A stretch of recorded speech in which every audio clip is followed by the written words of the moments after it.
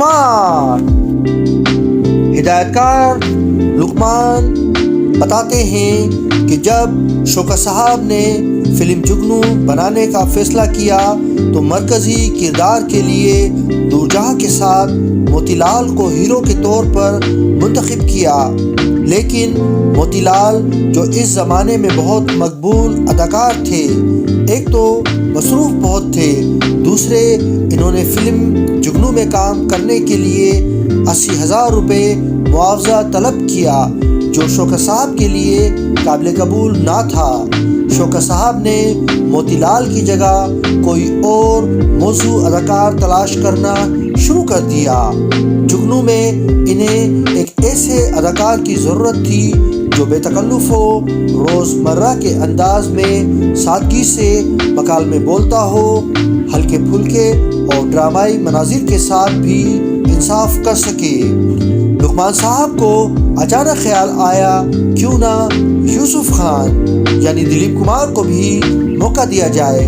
دلیپ کمار اس وقت جوار بھاٹا میں کام کر رہے تھے، بمبئی ٹاکیز کے ساتھ ان کا معاہدہ تھا اور دیوکا رانی نے ہی انہیں دلیپ کمار کا فلمی نام دیا تھا۔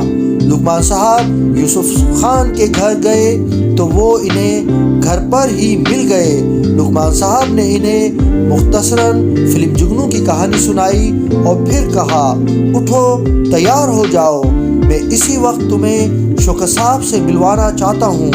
دلیپ کمار تیار ہو کر جھجکتے ہوئے لقمان صاحب کے ساتھ چل پڑے، لیکن اپنی شرمیلی طبیعت کے باعث کچھ سوچ رہے تھے۔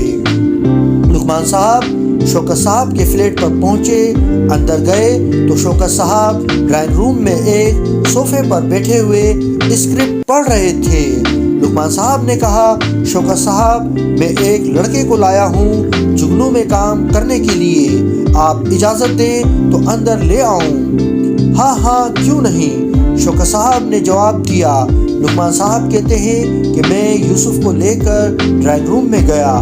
شوکت صاحب ڈرائنگ کے دوسرے سرے پر صوفے پر بیٹھے ہوئے تھے۔ جب دلیپ کمار اندر داخل ہوئے، شوکت صاحب اور دروازے کے درمیان میں کافی فاصلہ تھا۔ دلیپ ان کی طرف بڑھا تو شوکت صاحب غور سے جائزہ لیتے رہے۔ دلیپ کمار نے پاس جا کر سلام کیا۔ شوکت صاحب نے جواب دے کر انہیں بیٹھنے کے لیے کہا۔